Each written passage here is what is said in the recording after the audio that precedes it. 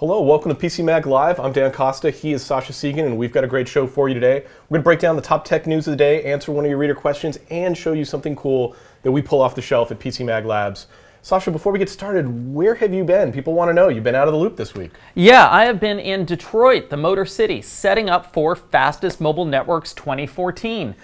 This is one of our biggest projects of the year, and we have put 3 cars on the road to 30 cities in the United States, 3 Ford C-Max hybrid cars with 8 phones on all of the major 3G and 4G networks in the back of the cars, testing all the networks in the country. Yeah, every network, 30 cities, 3 drivers.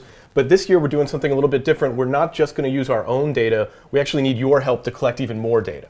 Yeah, absolutely. We can only go to 30 cities. We're only testing using one kind of phone. So we would really like you to go to your app store, whether it be Android or iOS, and download the Sensorly speed test application.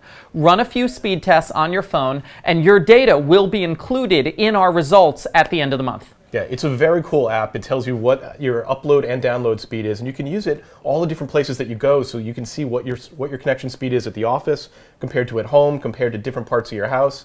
It's a very cool app, and we'll use all that data to sort of augment our ratings and really find out if these carriers are delivering on the speeds that they're promising.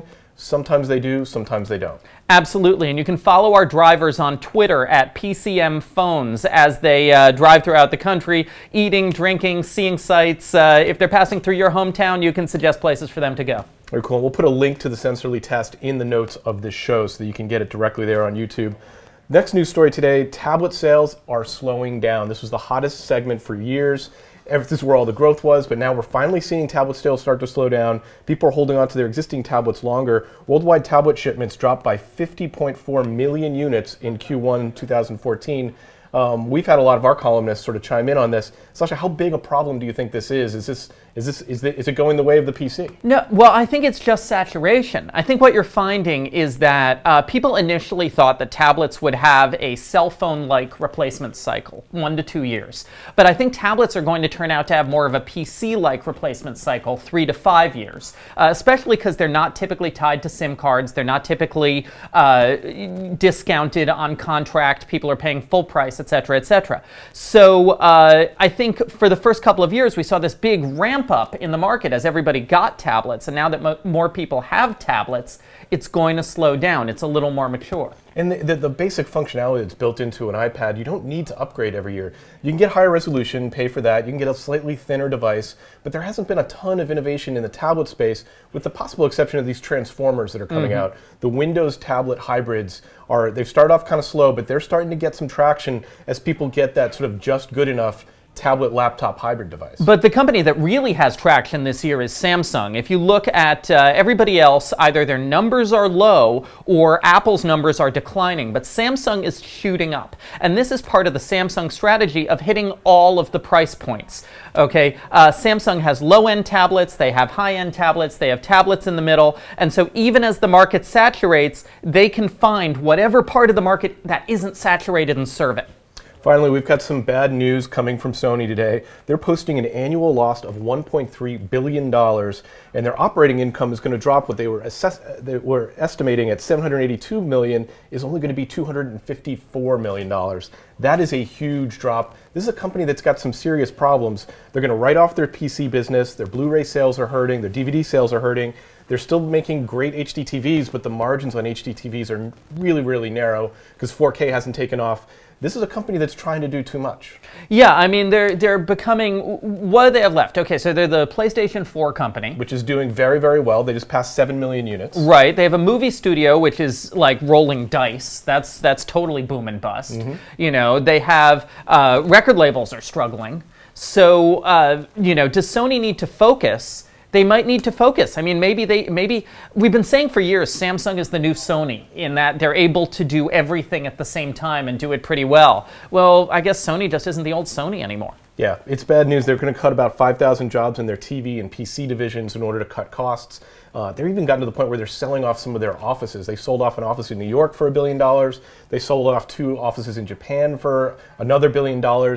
So they're in cost-cutting mode, but I think what they really need is focus and a clear strategy for how to go forward. Yeah, absolutely. Let's move on to a reader question today. This question comes from Nelson via email, and he wants to know if he can use 4G LTE as his primary internet access for his home in Petersburg, Virginia. Now, this is a tough call. One of the reason Nelson is asking is because he cannot install any hard lines in the place he lives. And this is a problem that a lot of Americans have. For instance, students, people living in sublets, as I did for a couple of years. So wireless access is really low footprint. It's a good idea. Unfortunately, the wireless carriers make it very hard to do that. All the standard plans have very low data caps, lower than you would want to use in your house in a month, or very, very high rates. I shopped around and I looked at plans designed for home use.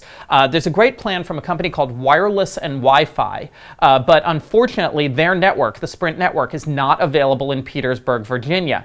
The best deal for Nelson would be from a company called Millennicom, and Millennicom has a 20 gig Verizon plan for $90 a month with a hotspot.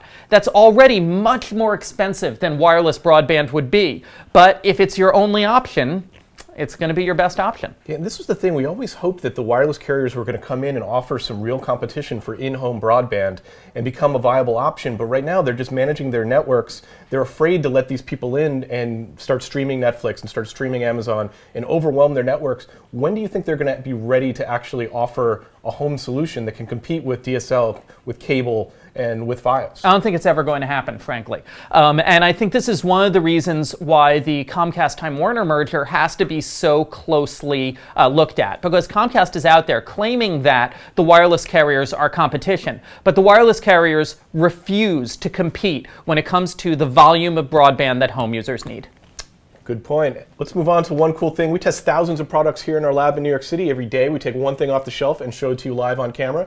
Today, that thing is the LaCie Little Big Disc Thunderbolt 2.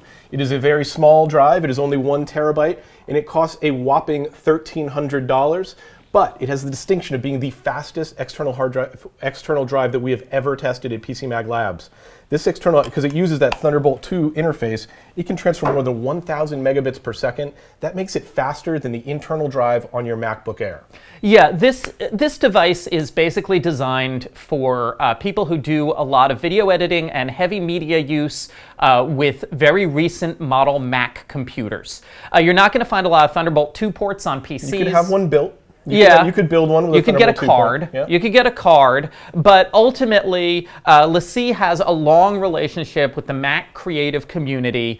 The most recent Mac Pros are all about adding external rather than internal storage. They have the Thunderbolt 2 ports. This is the drive you get to add another terabyte to your Mac Pro because you're doing 4K video editing. Yeah, fantastic drive.